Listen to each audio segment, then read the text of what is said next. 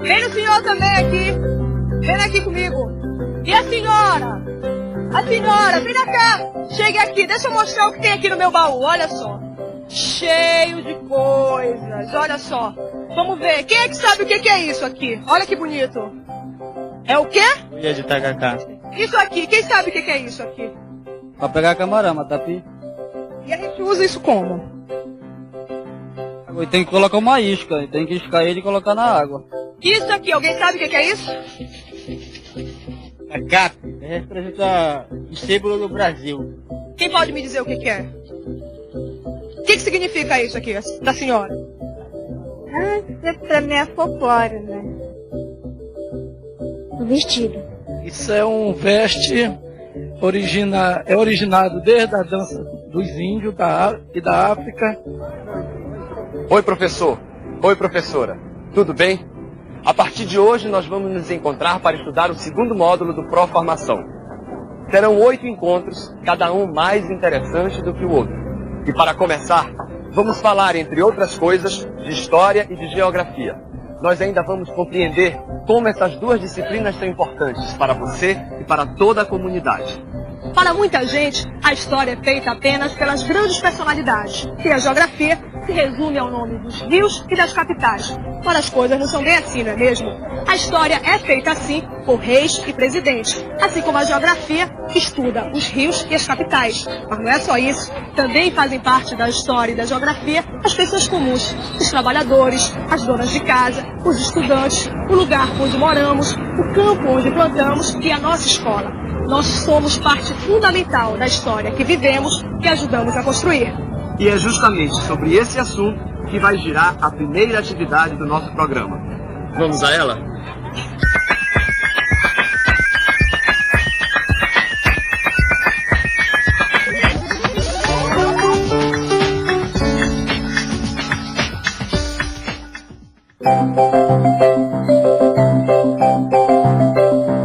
Esta é a professora Valdenora. Ela está conduzindo uma atividade que tem como tema a história e a geografia.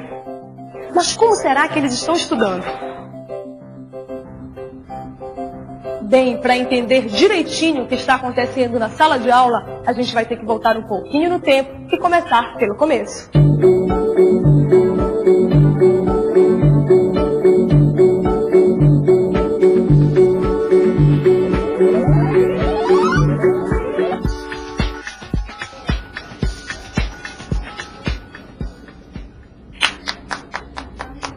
A primeira coisa que a professora Valdenora fez quando começou a preparar a atividade foi levantar fontes da história e da geografia da sua localidade.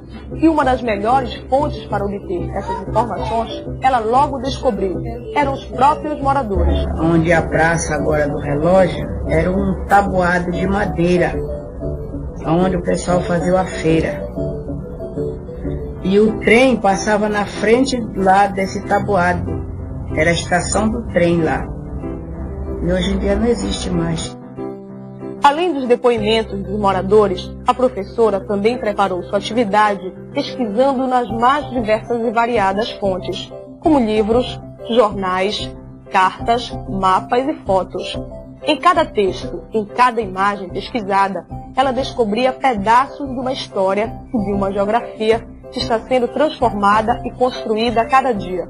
Ou seja, ela descobria que homens e mulheres juntos fazem a história e modificam o seu espaço de vida, transformam a paisagem do lugar, criam formas de viver e trabalhar.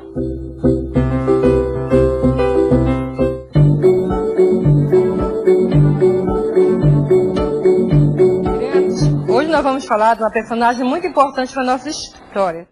Barão do Rio Branco foi muito importante, ele ajudou muito a nossa comunidade. Tá? É por isso que a nossa escola tem este nome. Vocês podem pesquisar no livro para verificar um pouco mais, pesquisar um pouco mais sobre a vida do Barão do Rio Branco. Observe que para envolver seus alunos, a professora está utilizando em sala de aula o material que conseguiu levantar com sua pesquisa. Agora, ela está falando sobre importantes personalidades da comunidade.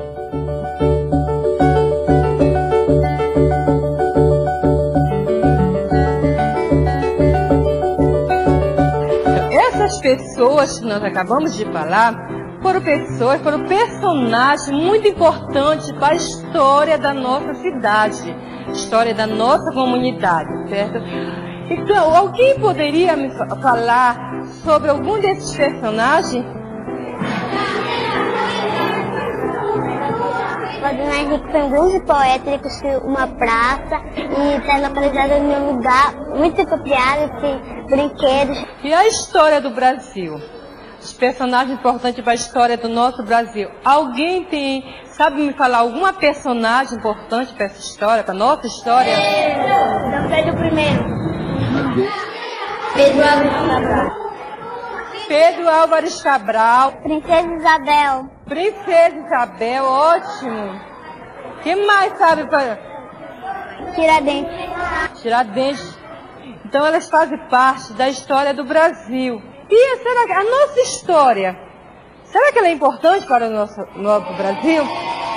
E a história dos nossos pais, dos nossos avós, dos nossos tios, são importantes? Quem participa da história da nossa escola? Meu pai participa do conselho escolar. Minha mãe ajuda a fazer a merenda da escola.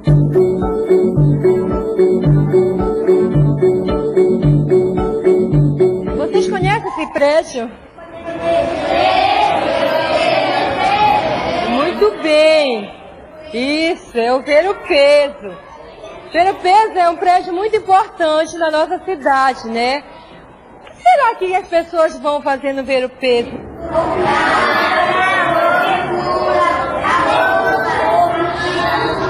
Muito Ver-o-Peso, ele trouxe benefícios para a nossa cidade? E que benefícios foram esses? É um lugar importante para fazer compras. Tem aqueles remédios feitos pelos índios que os trouxeram para cá. Sabia que os índios sabiam coisas assim, que curassem os outros. O Ver-o-Peso, será que ele só trouxe benefício ou ele trouxe problemas para a nossa cidade? Eles jogam muito lixo e quando chove alaga tudo. Você já tinha parado para pensar nisso antes? Nas mudanças que a construção de um prédio podem provocar em uma comunidade? Mas não é só para isso que a professora Valdenora está levantando a história desse importante prédio. O objetivo dela é um pouquinho mais abrangente. Mas será que é só Ver-o-Peso que é importante para a nossa cidade? Não, isso mesmo, existem outros prédios, como, por exemplo, na Cidade Velha, tá? Onde está a maior parte também dos nossos prédios bem antigos, como a Catedral da Sé, o Forte do Castelo. E a história da nossa vida, a história de vocês, é importante para a nossa cidade? Muito bem. Quem poderá me contar a história da sua vida? Os alunos realmente estão empolgados, querem narrar suas histórias de qualquer jeito. E grande parte desse envolvimento se deve à postura da professora, que levou seus alunos a abordarem uma questão significativa para eles a partir de uma situação real, uma situação que estivesse próxima das experiências deles. Quando eu tinha 1 aninho, eu gatinhava. Aí com 2 anos eu já comecei a falar. Eu morei aqui até 2 anos. Fiquei aqui até 2 anos quando eu estudei no 12 de outubro. Depois eu saí do 12 de outubro, viajei para São Paulo, capital. Depois eu fiquei lá até meus 6 anos. Com 3 eu já estava engatinhando. Com 4 eu já estava aprendendo a andar.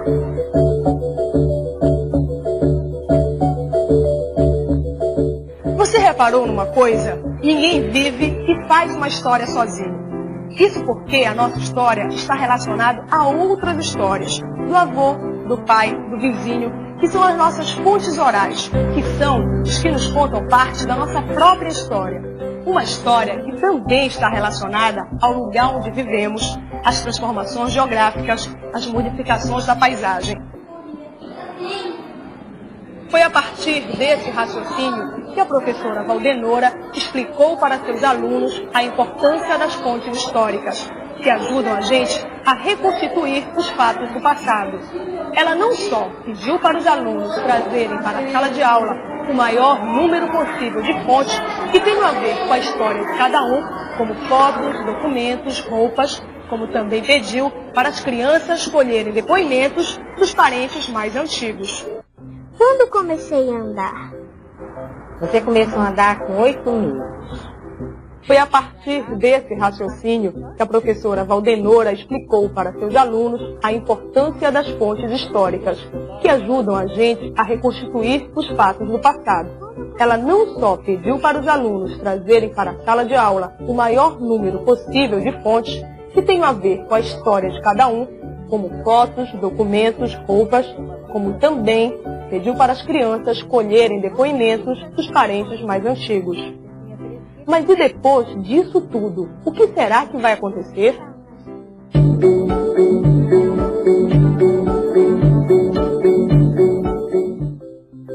O levantamento das fontes históricas foi um sucesso. As crianças realmente se empenharam e trouxeram para a sala de aula os mais diferentes tipos de documentos, cartas, fotos, papéis.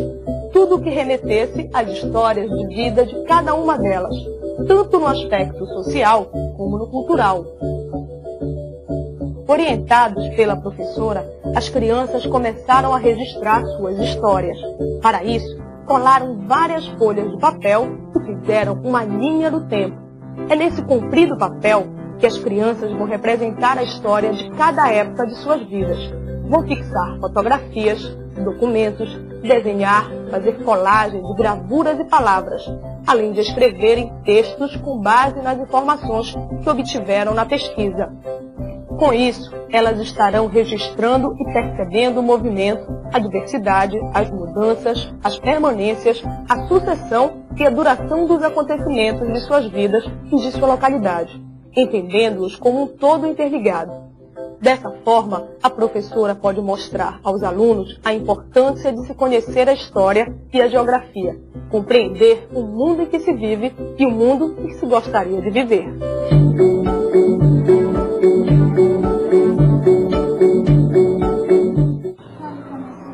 Depois de registrarem suas vidas nas folhas de papel, os alunos foram orientados pela professora para transformar aquele material em uma espécie de livro. Veja que não é nada difícil, e cada um deles elaborou capas diferentes, além de criar desenhos e textos explicativos.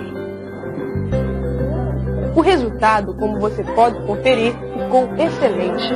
É claro que eles não produziram exatamente um livro, mas mesmo assim, o resultado final da atividade possibilitou que esses alunos pudessem, pela primeira vez, registrar e ver suas vidas como um todo, integradas à história e à geografia de sua localidade e de sua família. O importante mesmo nessa atividade é que os alunos possam perceber que todos constroem a história e a geografia o tempo todo e em todos os lugares. Mas não pense você que uma atividade tão rica como essa se esgota por aqui. Ela também pode ser explorada para se trabalhar os conteúdos de linguagens e códigos. Vamos ver por outro ângulo?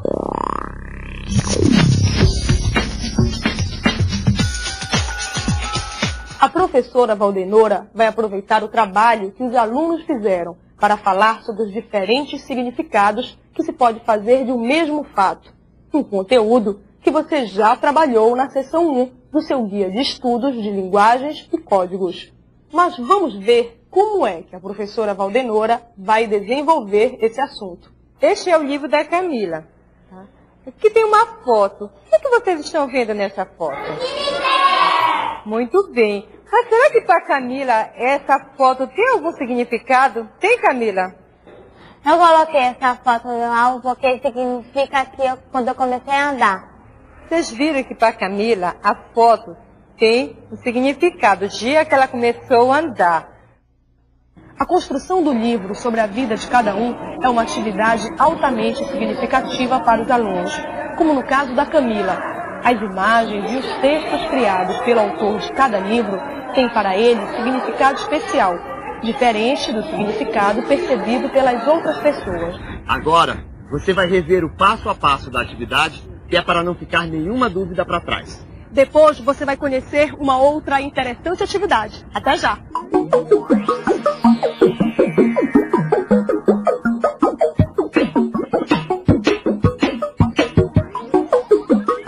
A primeira etapa da atividade envolve uma pesquisa prévia sobre a localidade.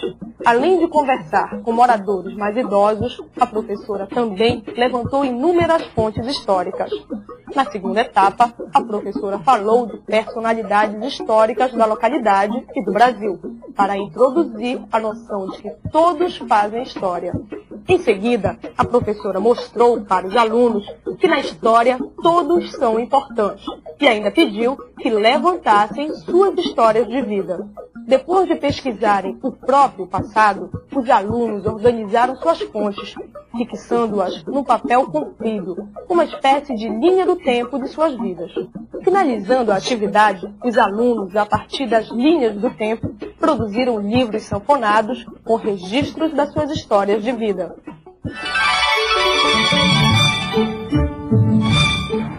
Eu li aqui no jornal que muitas famílias gastam 1/4 do salário em aluguel e metade do salário em comida. Afinal, quanto essas despesas representam do salário? Como podemos saber se é uma parte grande ou pequena?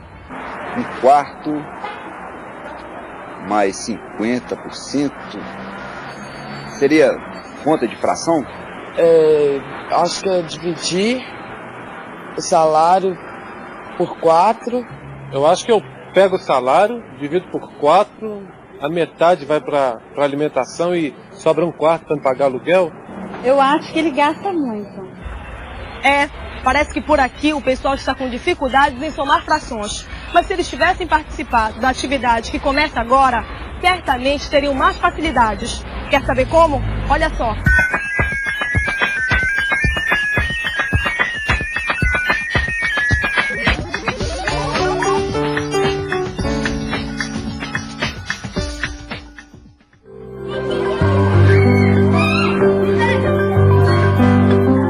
Muitas vezes é possível partir de uma simples brincadeira para trabalhar com vários conteúdos curriculares. E foi exatamente isso que a professora Valdenora fez quando encontrou seus alunos brincando de encher garrafinhas com água. Ela viu naquela brincadeira uma ótima oportunidade para desenvolver uma atividade sobre a soma de frações. Uma atividade que ela já estava preparando para desenvolver com seus alunos.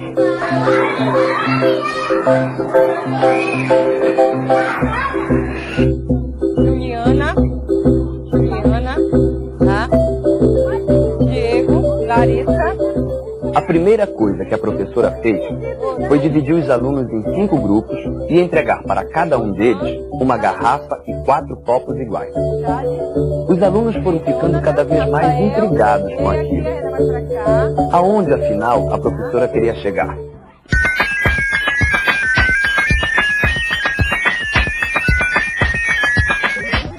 Estou deixando uma garrafa com água, tá? Cheia d'água. Vocês vão dividir de maneira que fique 1/3 na garrafa. Observe que a professora não deu maiores explicações para o grupo 1, deixando que as próprias crianças descobrissem a melhor maneira de se chegar à quantidade desejada. Isso não é o quê? Eu sei, vou colocar cheio. Para esse grupo, a professora pediu que fosse deixado na garrafa metade da água.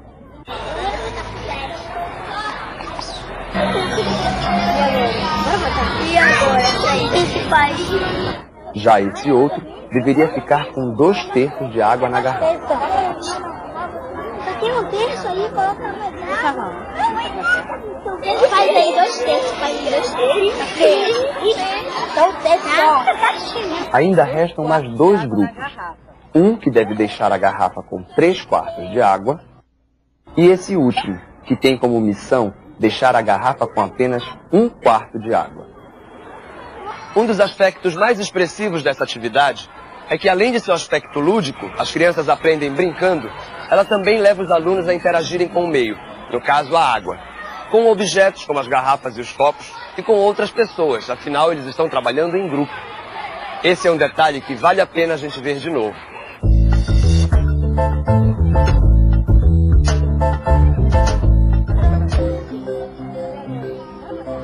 Observe como eles realmente estão interagindo entre eles e com o seu meio, e com isso, desenvolvendo sua capacidade de raciocinar.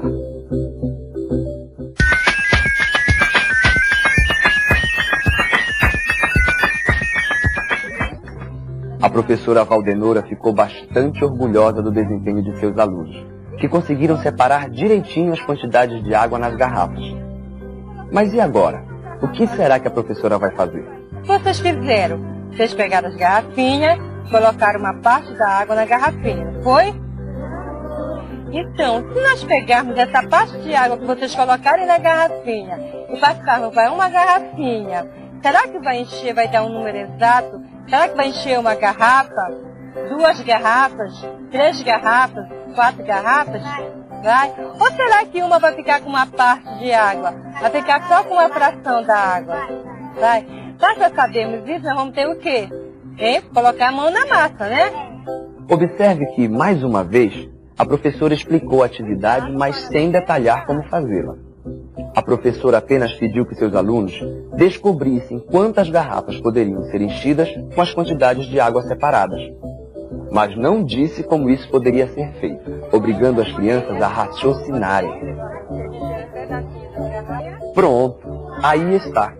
A quantidade de água separada foi suficiente para encher 2 garrafas inteiras, mais a metade de uma terceira. Você viu como as crianças ficaram animadas com essa atividade? É ou não é interessante ensinar soma de frações dessa forma? Pois assim, mais do que decorar fórmulas, a criança é levada a raciocinar, a materializar as frações. Colocando literalmente a mão na massa. Ou melhor, na água. Uma atividade que tem tudo a ver com vários conceitos de psicologia que estão sendo trabalhados nesse módulo. Mas espera um pouquinho. Segundo as crianças, a soma deu 2,5 garrafas. Mas será que é isso mesmo? E a soma no caderno? As crianças não vão fazer essa soma de frações ali, preto no branco? É claro que sim, pois nem sempre elas vão poder usar garrafas e copos para somar frações.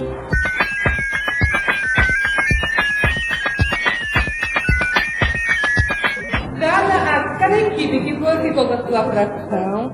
Existem vários modos de se somar frações. Por isso, a professora deixou seus alunos à vontade, com liberdade para escolher a maneira como iriam fazer a operação. Alguns fizeram desta forma. Primeiro, eles juntaram 1/3 com 2/3, e deu uma garrafa cheia. Depois, juntaram 3/4 com 1/4, e deu outra garrafa cheia. Mas ainda havia uma garrafinha pela metade. Então, no total, são 2,5 garrafinhas. Mas alguns alunos preferiram usar esse outro método. Eles viram que podiam escrever todas as frações na forma de 12avos. Fizeram isso e depois somaram. Deu 30 12avos, que é o mesmo que 2,5. Viu só que atividade dinâmica para você ensinar soma de frações para seus alunos? É ou não é uma boa sugestão? Ah, um detalhe. Não sei se você reconheceu, mas esta atividade também está no guia de estudos da unidade 1, só que um pouquinho diferente, com outros números. Voltando à questão dos gastos do salário, será que dá para a gente ver que parte é gasta com aluguel e comida? As frações gastas com cada um são 1/4 e metade. Mas metade do salário é o mesmo que 2/4 do salário. Então, no total são gastos 3/4 do salário.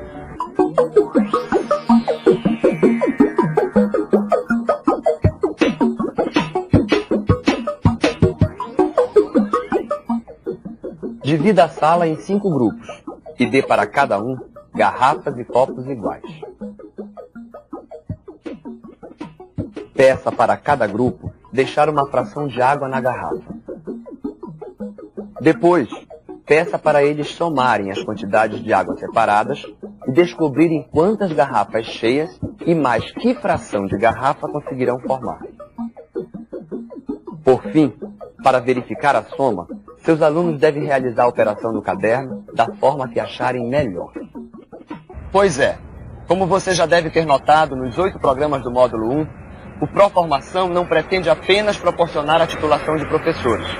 Nossa meta, muito mais abrangente, é promover uma real melhoria na educação em nosso país. E é por isso, professor e professora, que nós temos procurado a cada programa mostrar como uma atividade em sala de aula pode ser dinâmica, envolvente e educativa ao mesmo tempo. Atividades que vão enriquecer o seu trabalho e vão ajudar também a garantir a qualidade da escola pública no Brasil. Mas nós não vamos nos limitar apenas às atividades pedagógicas. Por isso, nos 8 programas deste segundo módulo, a gente também pretende refletir, junto com você, sobre o sistema educacional no Brasil. Isso dá o que pensar, não é verdade? Até mais!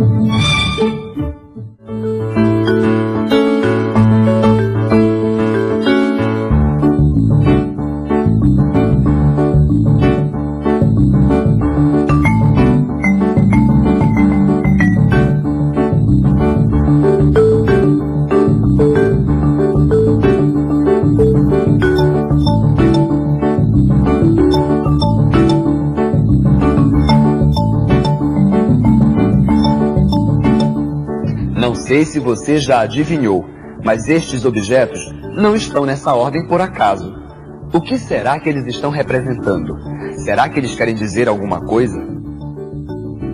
Aqui está dito o seguinte, que depois de economizar algum dinheiro, eu tive uma grande ideia, comecei a estudar direito, me formei em advocacia e me tornei um homem sábio. Entenderam? Olhem só, o cofrinho representa o dinheiro, a lâmpada, uma grande ideia, o livro, o estudo. Esta estátua é o símbolo da justiça. E a coruja, o da sabedoria. Não é demais? Olá, professor. Tudo bem, professora? Não sei se você já descobriu, mas no programa de hoje, dentre outros assuntos, nós vamos falar sobre signos, sobre representações, principalmente aquelas que usamos nos mapas. Um tema instigante que você acompanha a partir de agora. Vamos lá?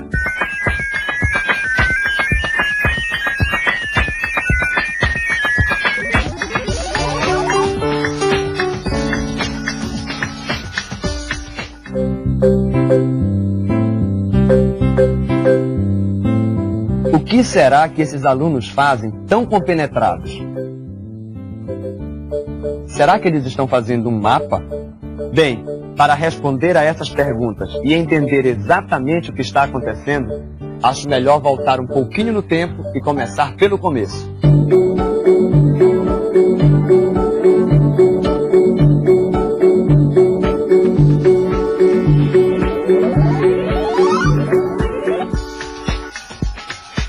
A primeira coisa que o professor Walter fez quando se decidiu por esta atividade foi fazer uma investigação e um estudo prévio da localidade a ser mapeada.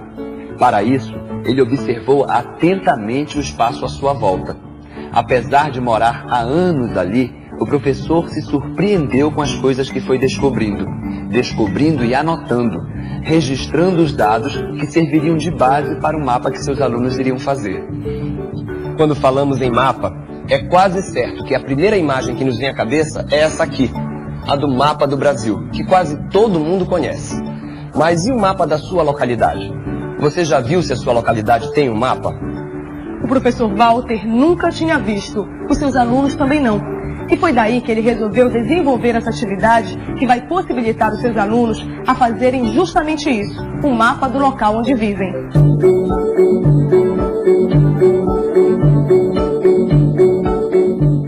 Alguém sabe me dizer o que é isso aqui? Mapa de onde? Brasil. Certo, o mapa do nosso país.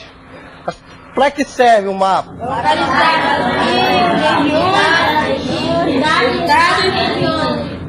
Alguém sabe como é feito o mapa?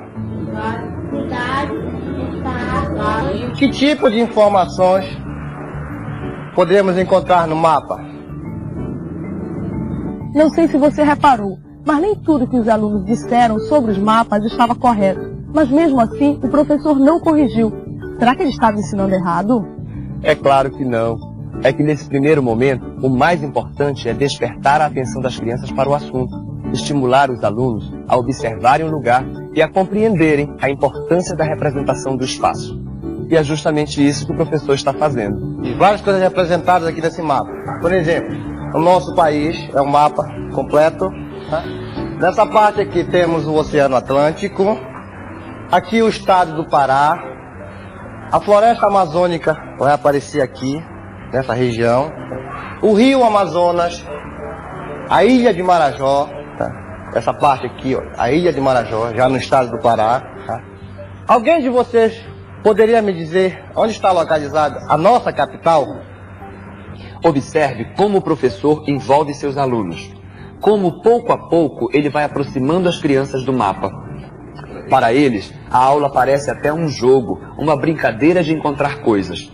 Só que no fundo, eles estão descobrindo a informação mais importante nesse momento, que um mapa é a representação do espaço. Muito bem, já que vocês estão ficando sabidos em mapas, será que é só de países que se pode fazer mapa? Não! Podemos fazer mapa de qualquer coisa, de uma fazenda, de um rio. Que tal fazermos um mapa da nossa localidade? Vamos fazer um mapa das redondezas aqui da escola, certo?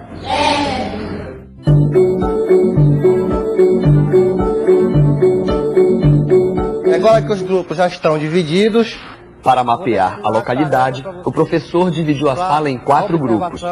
Observe pelo desenho que ele fez que cada grupo vai partir de um dos lados da escola. O professor também determinou o limite do mapeamento. Para isso, escolheu 4 pontos de referência bem conhecidos dos alunos. O grupo 1 vai da escola até o trapiche. O 2 até a caixa d'água. O grupo 3 até a igreja Assembleia de Deus. E o 4 da escola até as ruínas do presídio. Nesse mapeamento, os alunos devem observar e anotar tanto as coisas naturais, como rios, montanhas e matas, como também devem identificar na paisagem local as mudanças provocadas pelas ações do homem, como suas pontes, estradas e casas. Vamos ver como é que vai ser?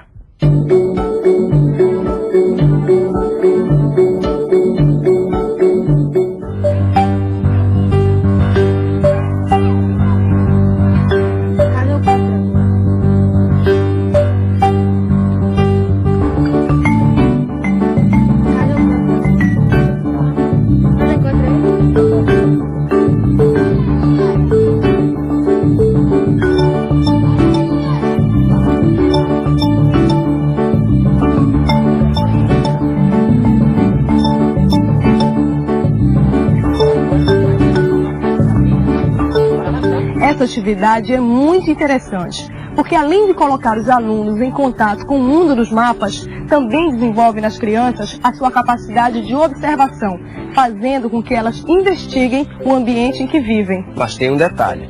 Essa atividade não precisa ser feita necessariamente no entorno da escola.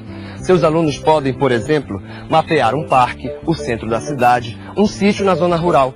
Enfim, há várias possibilidades de mapeamentos. Você pode levar os seus alunos para um ponto bem elevado, como o alto de um morro ou a torre de uma igreja, e pedir para eles mapearem a partir do que conseguem ver.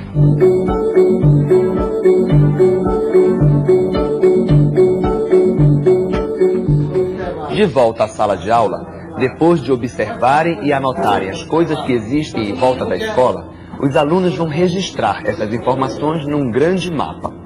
Mas antes, o professor discute com eles as informações que foram levantadas. Vamos ver qual foi a anotação que cada grupo fez. Qual foi a anotação que vocês fizeram? A escola Bosque, uma mangueira, um taperebazeiro, a igreja de São Francisco, a rua Jara Passarinho e o posto de saúde. Tem a ponte ainda. Depois de ouvir o relato do trabalho de campo, o professor e seus alunos acabaram concluindo que há no seu ambiente coisas naturais, como árvores e rios, e coisas construídas, como casas, pontes, estradas, fábricas. E uma barraquinha. Um desses comércios tem um nome, né? Arco-íris. E o outro, um comércio que encontramos mais à frente, desse lado da rua. Depois de ouvir atentamente as sugestões da sala, professor e alunos decidem representar as coisas construídas na cor vermelha e as coisas naturais em verde. É claro que antes dos alunos começarem a fazer o mapa, o professor trabalhou com a sala vários aspectos técnicos que envolvem a confecção de um mapa. Ele falou que aquele mapa é a representação da realidade, mas não é a realidade. No mapa, a realidade está reduzida. Ela está representada por desenhos simplificados das coisas. Ao fazer isso, o professor explicou para os seus alunos o conceito de escala. Entender esse conceito não é difícil. Esse apagador, por exemplo, se eu fizer um desenho dele em tamanho natural, olha aqui, então eu posso dizer que esse desenho está na escala de 1 para 1, ou seja, a representação tem as mesmas medidas do objeto. Vamos ver como é que ficou esse mapa? Antes de começar a montagem do mapa, o professor arrumou a sala afastando as carteiras. É no chão mesmo. Para fazer o mapa, os alunos emendam várias folhas de papel craft de metro. Mas você também pode usar papel de embrulhar carne, cartolina, caixas de papelão. Em último caso, você pode até abrir mão do papel e delimitar o mapa com um giz, riscando-o direto no chão da sala. A primeira coisa que os alunos fazem é estabelecer os limites do mapa, desenhando suas ruas e avenidas. Na sequência, sempre orientadas pelo professor, as crianças desenham livremente as coisas naturais e as coisas construídas pelo homem que elas observaram. Como você deve se lembrar, eles decidiram usar o verde para as coisas naturais e o vermelho para as construídas. Então me diga uma coisa. Todos os desenhos colocados no mapa, esse mapa não vai ficar muito cheio de desenho? Que tal se a gente fizesse desenho mais simples? Essa igreja, Anderson, essa igreja aqui, por exemplo. Se nós fôssemos colocar todos os desenhos nesse mapa, ia ficar um mapa muito carregado de desenhos. O que define que isso aqui é uma igreja? A cruz. A cruz. Outra coisa que define uma igreja? Santo. O santo. Além do santo, que outra coisa define a igreja? A torre. A torre. O que mais? Pelo sino. Agora, de tudo que vocês me disseram, qual desses símbolos aqui você acha que representa melhor a igreja? Isso mesmo. Tanto que nos mapas é uma torre que representa a igreja. Legendas. É isso que o professor está trabalhando com seus alunos. Raciocinando junto com eles, ele vai levando-os a descobrir a lógica que está por trás das legendas. Se as pessoas vão a um hotel para dormir, nada mais lógico que seu símbolo seja uma cama. Da mesma maneira que um prato com um garfo e faca represente um restaurante. Quando o professor trabalha as legendas dos mapas com seus alunos, não são apenas os conteúdos de geografia que estão sendo trabalhados. Essa questão que tem a ver com signos e símbolos, como pensamento e linguagem, também está presente em psicologia e códigos e linguagens. Mas e o nosso mapa? Será que já está pronto? Depois de desenharem e recortarem todas as legendas, as crianças partem para a etapa final do mapa. Agora é só descobrir onde está cada coisa e ir rolando no mapa. Veja que as legendas que as crianças fizeram traduzem os símbolos. Isso é que é mapear sua localidade. Essa atividade, além de colocar os alunos em contato com o mundo dos mapas, também é importante porque faz com que as crianças observem e descubram as ações do homem e da natureza no espaço geográfico, no ambiente onde vivem. Afinal, conhecer a própria localidade é o primeiro passo que devemos dar se quisermos transformá-la num lugar melhor, não é mesmo? É, mas não pense você que essa atividade se limita ao universo da geografia. Dinâmica, ela também pode ser explorada para se trabalhar os conteúdos de linguagens e códigos. Vamos ver por outro ângulo?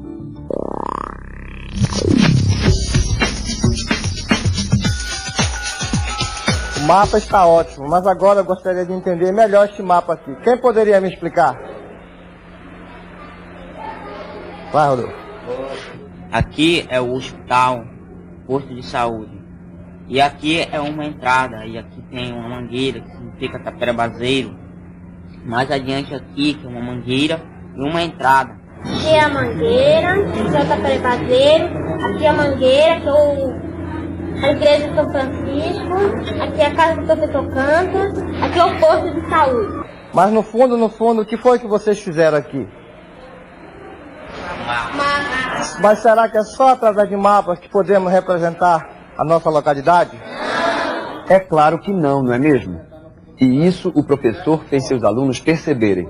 Afinal, nós sabemos que existem várias maneiras de se representar o espaço à nossa volta.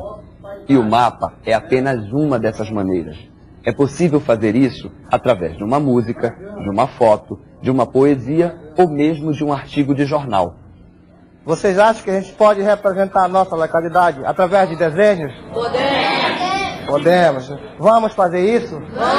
Vamos dividir a turma em 4 grupos iguais e pegar as carteiras e formar os grupos, certo? Para realizar a atividade, o professor dividiu a sala em 4 grupos novamente e pediu para que cada um deles fizesse uma sequência de desenhos, uma história muda que retratasse as observações que eles fizeram da sua localidade. Os alunos tiveram liberdade total para criar. O professor, no entanto, impôs uma única restrição. Os alunos não poderiam usar nenhum tipo de palavra. O que vale aqui é a linguagem não verbal.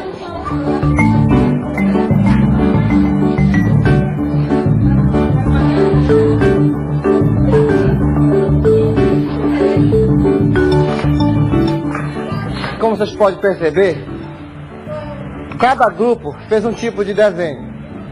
Então, agora eu vou perguntar para vocês. O que vocês acham que representa cada desenho que o grupo 1 fez? O que representa esse desenho para vocês? Com essa atividade, o professor está querendo mostrar para seus alunos que um mesmo desenho pode ter vários significados e que a interpretação de quem lê nem sempre coincide com a intenção de quem fez o desenho. É vocês que falaram isso. Agora eu quero saber do grupo 1 se foi isso que eles acharam dos desenhos. É isso? Não! Como está dando para perceber, nem tudo que as crianças acharam desses desenhos tem a ver com o que o grupo queria expressar. Ponto para o professor, que conseguiu mostrar para seus alunos as várias versões que podem surgir de um mesmo fato. E agora, para que não fique nenhuma dúvida sobre essa atividade, vamos acompanhar o passo a passo.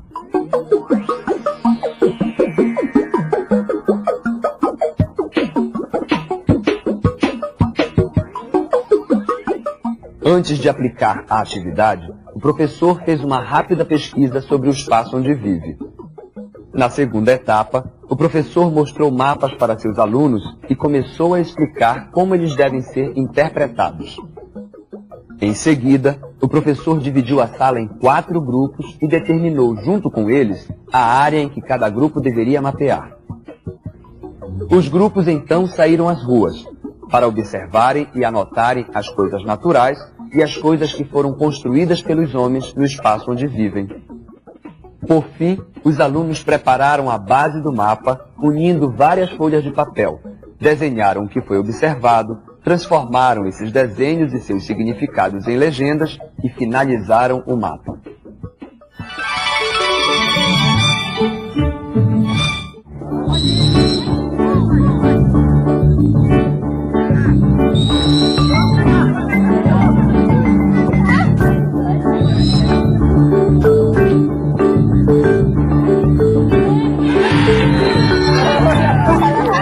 Para muita gente, futebol é isso aí, pura adrenalina. Mas para o professor, o esporte vai muito além da emoção. Pode, inclusive, se transformar em um eficiente aliado pedagógico, até para ideias iniciais sobre números negativos. Epa, como isso é possível? Usar o futebol para ensinar matemática?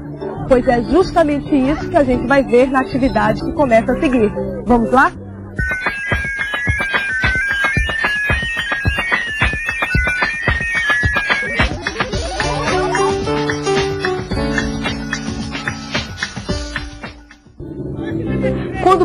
Walter teve a ideia de usar o futebol para trabalhar com números negativos, ele teve a preocupação em não mexer com as regras do jogo já conhecidas pelas crianças. O que ele fez foi criar novas formas de pontuação. Nesse novo futebol, a vitória não vem apenas com gols, mas também com pontos, que os times ganham e perdem conforme o jogo avança.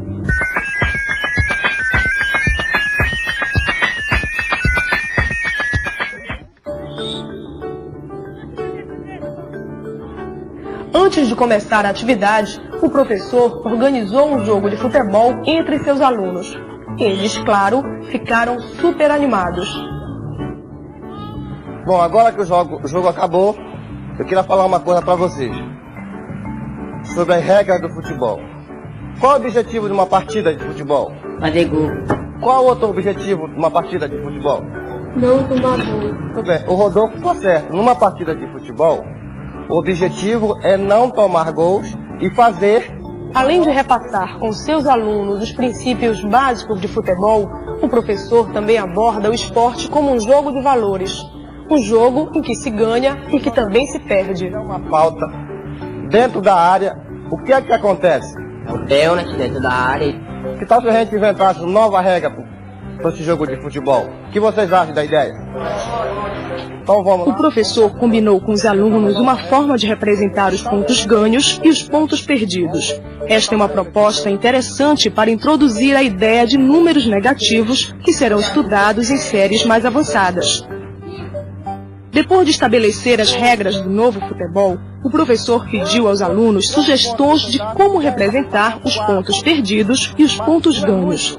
Após algumas discussões, os alunos acharam melhor colocar o sinal de menos nos pontos que fossem perdidos e o sinal de mais nos pontos que fossem ganhos. Observe como ficou a tabela.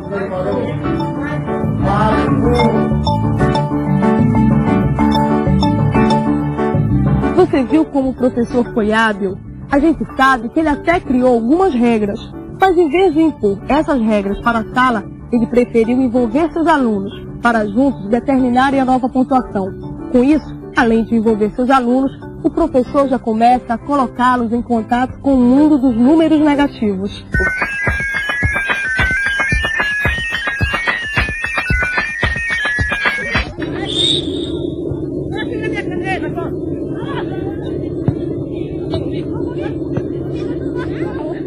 Além do cartaz com as regras do jogo, o professor também fez um placar, que é para os alunos irem marcando as pontuações dos dois times.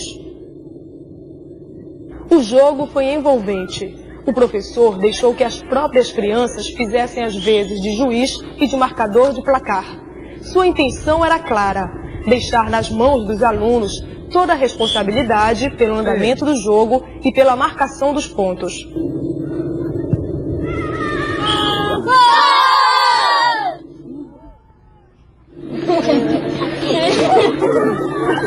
Nós gostaríamos de saber quem foi o ganhador deste jogo com este placar. Isso, vocês mesmos vão descobrir. Mas antes eu queria explicar uma coisa para vocês. Nesse jogo, ninguém perde, todo mundo ganha. Afinal, nós viemos aqui para aprender. Mas isso nós vamos descobrir lá na sala de aula quem venceu o jogo, certo? Sabe que depois desse jogo, até eu fiquei com vontade de estar no lugar do professor. Você viu o abraço que os alunos deram nele? Que carinho que eles têm por ele, hein? Essa é uma cena que vale a pena a gente ver de novo.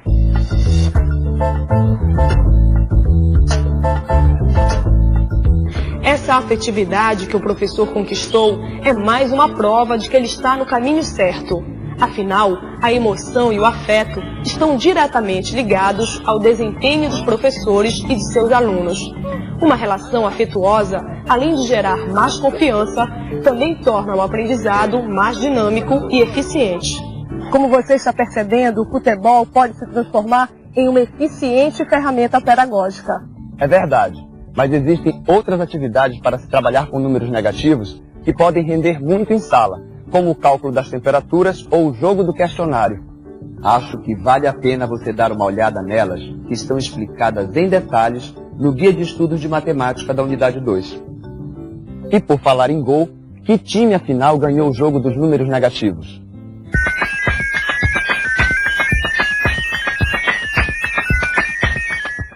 Alguém saberia me responder como vamos fazer a soma desses pontos? A gente vê quantos pontos eles fizeram, né? E vê o resultado lá do chutes a gol, né?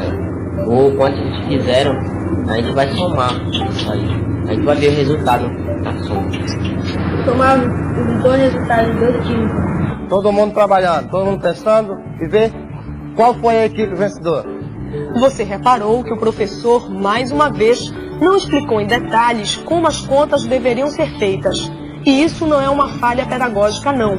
É uma decisão consciente e acertada do professor, que dessa maneira está trabalhando para desenvolver a capacidade de raciocínio de seus alunos. Quem ganhou a final? Fácil de responder. O time do Fla perdeu 5 pontos e ganhou 5 pontos, ficando com 0 ao final do jogo. O time do Flu perdeu 2 pontos e ganhou 6 pontos. Ficou então com 4 pontos e foi o vencedor. E para não ficar nenhuma dúvida sobre a atividade, que tal a gente rever passo a passo todas as suas etapas?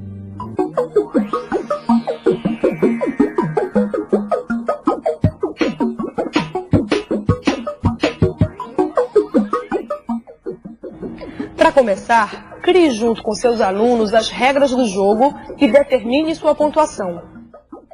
Depois, envolva a sala e detalhe com os alunos as novas regras que foram criadas. Durante o jogo, deixe que os próprios alunos se organizem e marquem os pontos de cada equipe. Por fim, peça para seus alunos somarem os pontos positivos e negativos. Um dos aspectos que mais chamou a atenção nessa atividade que a gente acabou de ver foi o fato do professor Walter ter criado uma nova pontuação para o futebol, uma postura criativa que certamente poderia estar muito mais presente no dia a dia dos professores. E aí, professor, será que você tem alguma dúvida sobre a importância do seu papel na melhoria da qualidade de ensino? Creio que não, não é mesmo? Afinal, é a partir do seu compromisso e da sua participação que será possível construir esse tão sonhado Projeto Nacional de Educação. Participe, se engaje nessa luta, ajude a transformar em realidade os objetivos que hoje ainda estão no papel. Bem, por hoje é só, mas a gente ainda se vê. Valeu! Até a próxima!